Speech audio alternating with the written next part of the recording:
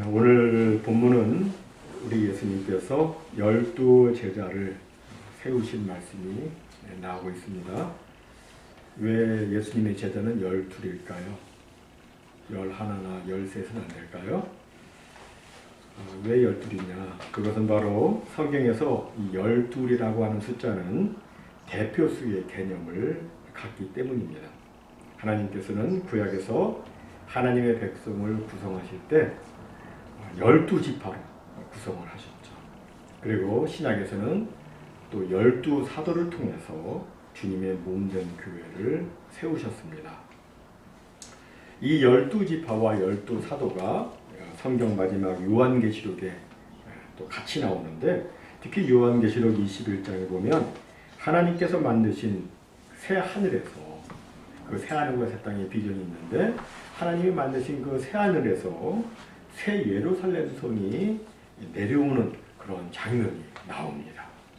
그런데 그 성을 보니까 동서남북에 각각 3개씩 총 12개의 문이 있고, 그 문 위에 12지파의 이름이 쓰여 있다고 성경에 기록되어 있어요. 그리고 또 그 성을 보니까 성의 성곽에 보석으로 된 12기초석이 있는데, 그 12기초 속에는 12사도의 이름이 기록되어 있다고 말씀하고 있습니다. 여기서의 메시지는 뭐냐면 12지파, 12사도, 이것은 모든 시대를 대표하는 하나님의 백성을 의미한다는 겁니다. 모든 시대를 대표하는 예수 그리스도의 제자들의 공동체가 바로 이 12이라고 하는 숫자에 담겨져 있는 겁니다. 그렇다면 대표성이니까 12이 대표성이니까 예수님께서 세우신 그 12제자 안에는 또 저와 여러분도 거기에 같이 들어있는 겁니다. 그럼 예수님은 왜 제자들을 부르시고 제자들을 세우셨을까요? 오늘 본문에 보니까 먼저 첫 번째로 함께 있게 하기 위해서라고 말씀합니다. 본문 14절에 보니까 이에 12를 세우셨으니 이는 자기와 함께 있게 하시고, 이렇게 되어 있어요. 예수님이 제자를 부르신 첫 번째 이유가 뭐냐면 자기와 함께 있게 하시려고, 그러니까 친교의 목적을 위해서 그렇게 하신 겁니다. 주님은 우리와 친교하고 싶어 하십니다. 우리와 늘 같이 있고 싶어 하십니다. 예수님이 이 땅에 육신을 입고 오셨을 때 그의 이름을 임마누엘이라 하리라, 이렇게 되어 있었죠. 임마누엘, 그 뜻은 하나님이 우리와 함께 하신다는 뜻입니다. 하나님은 우리와 함께 있고 싶어 하십니다. 하지만 우리는 허물이 많고 죄가 많죠.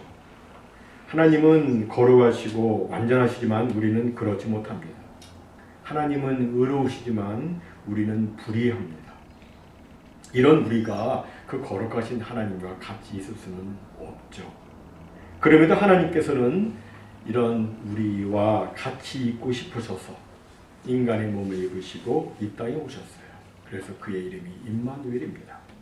그리고 또 오늘 본문에 보니까 우리와 같이 있고 싶으셔서 주님께서는 우리를 당신의 제자로 불러주신 겁니다. 여기 같이 있고 싶다, 함께 있고 싶다, 정말 좋은 말이죠. 누군가가 자기와 같이 있고 싶으면 얼마나 좋아요. 그 사랑의 말입니다. 우리를 사랑하셔서 우리를 인격적으로 교제하고 싶은 그런 대상으로 여기셨다. 우리를 정말 사귀고 싶은 그런 대상으로 여기셨다. 그런 뜻입니다. 여러분, 우리가 뭔데, 우리가 무엇이기에 우리 주 예수님과 사귐을 가질 수 있겠습니까? 이건 언감생심, 도저히 불가한 일이죠. 그럼에도 주님과 사귐을 갖는다고 하는 것은 이루 말할 수 없는 하나님의 사랑이고 하나님의 은혜입니다. 그래서 사도 바울은 고린도전서 1장 9절에서 이런 놀라운 고백을 했습니다. 너희를 불러 그의 아들 예수 그리스도 우리 주와 더불어 교제하게 하시는 하나님은 미쁘시도다. 여기 미쁘다, 그 말은 이쁘다 그런 뜻은 아니고 성실하다 그런 뜻이죠. 성실하다. 우리는 불성실한데, 그죠? 우리는 불성실한데 하나님은 당신의 신실하심으로 우리를 우리 주와 더불어 교제하게 하시니 이 얼마나 놀라운 은혜이며 이 엄청난 사랑인가 라고 바울은 고백을 하고 있는 겁니다. 이처럼 주님은 인격적인 교제, 친교의 목적으로 우리를 당신의 제자로 부르신 겁니다. 그러나 이 친교의 목적을 넘어선 또 하나의 목적이 있는데 그것은 가치 있는 기회를 통해서 우리를 당신의 제자로 훈련하고 싶어서입니다. 함께 있는 이 자연스러운 기회를 통해서 우리를 향한 주님의 기대를 전달하시고 주님의 삶을 우리에게 또 보여주시고 그래서 우리가 주님을 보고 우리 주님처럼 살아가기를 주님은 기대하셔서 우리를 부르셨다는 말씀입니다. 여러분, 같이 있지 않고 어떻게 주님의 음성을 들을 수 있겠습니까? 같이 있지 않고 어떻게 주님의 삶의 모습을 볼 수 있겠으며 같이 있지 않고 어떻게 주님의 가르침을 받을 수 있겠습니까? 즉 주님께서 같이 있고 싶어 하시는 데에는 주님이 정말 원하시는 그 훈련의 목적이 있는 겁니다. 그렇다면 오늘의 우리는 어떻게 주님과 같이 있을 수 있습니까? 예수님 당시의 제자들은 매일같이 매일 예수님과 같이 하면서 예수님을 직접 보고 예수님의 음성을 직접 들으면서 같이 있었는데 오늘의 우리는 어떻게 주님과 같이 있을 수 있는 겁니까? 그것은 바로 말씀과 기도로 함께하는 겁니다. 우리가 말씀을 읽고 기도를 할 때 주의 영, 그 성령께서는 우리 가운데에서 역사하십니다. 성경을 읽을 때 성령께서 역사하셔서 우리의 마음을 뜨겁게 해주시고 이 말씀을 읽는 그동안에 또 주님의 음성을 듣게 해주십니다. 또 우리가 기도를 할 때 성령께서는 우리의 그 영을 터치해 주셔서 주님의 그 사랑을 느끼게 해 주십니다. 즉 우리는 말씀과 기도로 주님과 함께 하는 겁니다. 그런데 이 말씀과 기도에는 밸런스, 이 균형이 중요합니다. 말씀은 읽는데 기도는 안 한다거나 기도는 하는데 성경을 읽지 않는다면 이건 언밸런스죠. 여기는 문제가 생깁니다. 여러분 말씀 없이 기도만 하면 어떻게 될까요? 그러면 그 기도는 욕심에 근거한 이기적인 기도가 될 수 있습니다. 또 기도 없이 말씀만 읽으면 주님과의 친밀함은 느낄 수가 없습니다. 우리가 어떤 사람과 친밀감을 가지려면 상대방의 이야기도 들어야 하지만 동시에 또 내 마음도 열고 내 이야기도 해야 합니다. 남의 얘기는 다 들으면서 내 이야기는 전혀 하지 않는다고 한다면 그 사람하고는 친구하기가 참으로 어렵습니다. 친밀한 교제를 가지려면 상대방의 이야기도 들어야 되고 내 마음을 오픈해서 나의 그 고민과 나의 그 좌절까지도 이야기할 수 있어야 합니다. 그래야 진짜 친구가 되는 거죠. 그러니까 주님께서 원하시는 것은 이것입니다. 우리가 말씀과 기도를 통해서 주님과 인격적인 친밀한 교제를 나누고 그 친밀한 교제를 나누는 중에 우리가 주님의 제자로 훈련되도록 주님과 더욱더 깊은 관계를 가지면서 주님을 더욱 깊이 알아갈 수 있도록 이 훈련의 목적으로 주님께서는 우리를 제자로 부르셨다. 그런 말씀입니다. 다음 두 번째로 주님께서 우리를 제자로 부르신 이유는 우리를 하나님 나라의 사명자로 보내기 위해서입니다. 오늘 본문 14절을 다시 보면 이렇게 말씀합니다. 이에 12를 세우셨으니 이는 자기와 함께 있게 하시고 또 보내사 전도도 하며 여기 이 보낸다 이 말은 사명을 주어서 보낸다 그런 뜻입니다. 사도라는 뜻은 보냄을 받았다는 뜻이죠. 근데 이 보낸다 헬라어로 이 보낸다는 말이 바로 이 사도 똑같은 헬라어 어근을 가지고 있어요. 이미 살펴본 대로 주님은 우리와 함께 있기 위해서 제자로 부르셨죠. 함께 있는 기회를 통해서 우리와 더불어 친교도 하시고 또 우리를 훈련하기 위해서 제자로 부르셨습니다. 그러나 친교와 훈련 이것만을 위해서 우리를 부르신 것은 아닙니다. 주님이 우리를 부르신 궁극적 목적은 우리를 하나님 나라의 사명자로 세상에 보내기 위함입니다. 아담의 타락 이후 이 세상은 마귀와 그 세력 가운데 있습니다. 이 세상은 온통 어둡고 각종 죄악이 난무합니다. 하지만 우리가 전도를 할 때 이 복음의 밝은 빛이 비춰져 가서 그 어두운 세상이 점점 밝게 변합니다. 죄로 오염되어 있던 세상이 점점 더 거룩하게 됩니다. 복음의 능력으로 하나님의 나라가 점점 확장되기 때문입니다. 그리고 하나님의 나라가 확장이 된 만큼 이 세상 나라와 그 어두운 영향력은 점점 줄어들게 됩니다. 성경에 보면 천국은 침노하는 자의 것이라는 말씀이 나오는데 이 말씀은 천국 스스로 침노를 해서 영역을 넓혀 나간다는 의미도 가지고 있습니다. 천국이 점점 침노를 해서 그 천국의 영역을 넓혀 나간다. 그런 뜻입니다. 천국이 이렇게 영역을 넓혀 나가면 어떻게 돼요? 마귀와 그 세력은 자꾸 축소되죠. 그래서 그 어두움 가운데 있던 이 세상이 점점 밝게 빛나는 겁니다. 여러분, 이 세상이 변화되는 유일한 방법이 있다면 그것은 천국이 점점 더 확장되는 것입니다. 그런데 천국이 어떻게 확장이 되느냐? 그것은 바로 전도를 통해서 확장이 됩니다. 그래서 주님께서는 하나님 나라 이 천국 말씀을 하시면서 제자들에게 이렇게 말씀을 하십니다. 이르시되 우리가 다른 가까운 마을들로 가자. 거기서도 전도하리니 내가 이를 위해서 왔노라 하시니. 이렇게 되어 있어요. 또 주님은 전도가 그토록 중요한 것이기 때문에 이 부활하시고 난 다음에 이제 하늘로 승천하시기 그 전에 제자들에게 마지막으로 아주 큰 명령, The Great Commission, 이 지상 명령을 주셨습니다. 어떤 명령입니까? 너희는 가서 모든 민족으로 제자를 삼으라. 오직 성령이 너에게 임하시면 너희가 권능을 받고 예루살렘과 온 유대와 사마리아와 땅끝까지 이르러 내 증인이 되리라. 지금까지 세상은 교육으로 세상을 바꿀 수 있다고 여겼습니다. 그러나 교육으로 세상은 바뀌지 않았습니다. 지금까지 세상은 사상으로 세상을 바꿀 수 있다고 여겼습니다. 그러나 사상으로 세상은 바뀌지 않았습니다.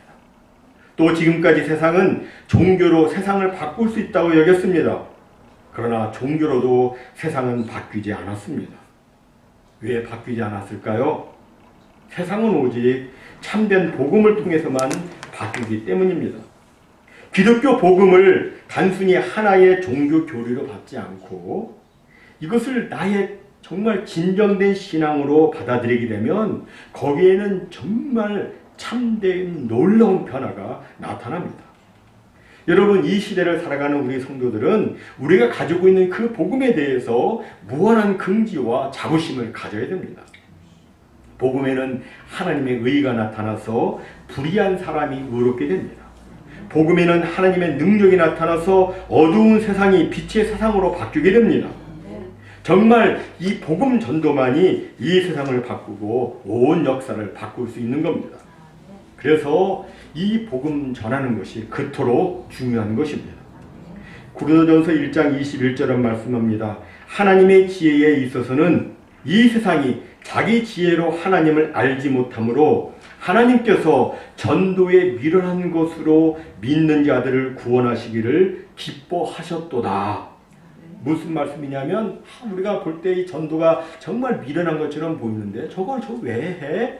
이렇게 생각이 들지 모르지만 그러나 그 전도, 그 복음 전도만이 세상을 바꿀 수 있다는 의미입니다.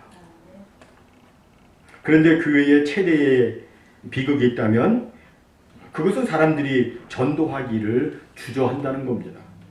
전도하기를 시작하면 성령께서 역사하셔서 놀라운 구원의 역사가 나타나도록 하시는데 사람들이 입을 열지 않는다는 거예요. 그렇게 하지 않는다는 겁니다. 여러분, 만약 오늘날 모든 성도들이 주님의 말씀에 순종해가지고 주의 명령대로 복음 전도를 한다면 땅끝까지 복음이 전파되는데 얼마만큼의 시간이 필요할까요? 그리 오랜 시간이 걸리지 않습니다. 제 인터넷을 찾아보니까 지난 2021년에 지구 인구가 78억 8,800만 명이었다고 나와 있습니다. 지금 지구 인구가 1년에 대략 9천만 명씩 늘어나요. 거의 1억 명씩 늘어나는 꼴이 되는데, 그렇다면 현재 지구 인구는 80억이 좋게 넘을 것입니다. 이 많은 사람들에게 어떻게 주의 복음을 신속하게 전할 수 있을까요? 제가 만약에 혼자 복음을 전한다면, 제가 정말 하나님의 놀라운 정말 특별한 능력을 입어가지고 제가 매일매일 전도를 해가지고 1000명씩을 주님께로 돌아오게 한다면, 매일매일 1000명씩을 전 세계 사람을 그리스도께로 인도하는 데에는 인구 폭발을 고려하지 않아도 대략 23,000년이 걸립니다. 23,000년. 그렇게 걸려요. 그러나 제가 1년에 한 사람을 전도를 하고 그 사람을 잘 훈련해서 이제 그 사람과 제가 또 1년에 한 사람씩을 또 전도를 하고, 이런 식으로 그 다음에 계속해서 그런 식으로 복음을 전해드린 사람이 1년에 한 사람씩을 전도한다면 인구가 85억이라고 해도 복음을 전하는 데에는 33년이 채 걸리지 않습니다. 왜냐하면 2의 33승은 85억 8,993만 4,592이기 때문입니다. 2의 33년. 그런데 저 혼자만이 아니라 지금 전 세계 모든 크리스천 21억 명 된다고 그래요. 21억 명이 1년에 한 명씩 복음을 전한다면 내년에는 42억 명 되고 그 다음에는 84억 명이 되어서 3년 내에 모든 사람들이 다 복음을 들을 수 있게 돼요. 땅끝까지 복음이 전하게 돼요. 우리 예수님 모실 수가 있습니다. 하지만 문제는 복음이 계속 전파되지 않고 중간에서 자꾸 끊긴다는 것입니다. 왜 끊길까요? 그 이유는 마귀와 그 세력들이 강하게 역사하기 때문입니다.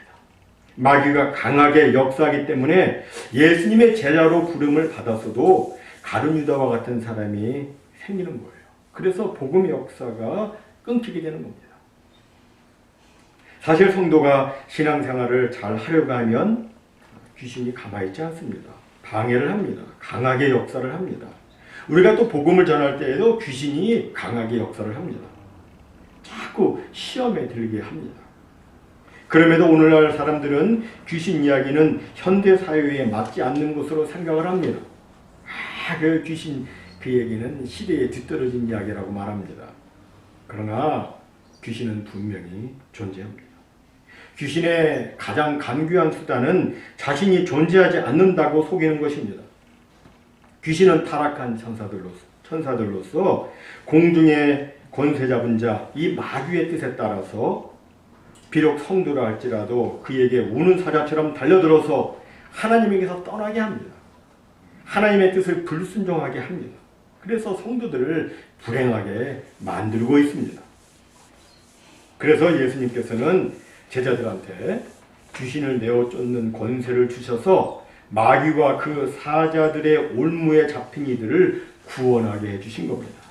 오늘 본문 14절과 15절을 다시 보면 이렇게 말씀합니다. 이에 12를 세우셨으니 이는 자기와 함께 있게 하시고 또 보내사 전도도 하며 귀신을 내쫓는 권능도 가지게 하려 하심이라라. 그러니까 주님께서 제자들을 부르신 이유는 제자들을 보내어 전도를 하기 위함인데, 전도를 방해하는 귀신의 역사가 있으니 그 귀신을 내쫓는 권능을 주기 위해서 함께 있게 하시고 훈련을 주님께서 시킨 겁니다. 여러분, 오늘의 우리도 말씀과 기도로 주님과 함께 있으면서 주님과 인격적인 교제를 나누고 주님의 제자로 훈련이 되면 귀신을 내쫓는 권세를 갖게 됩니다.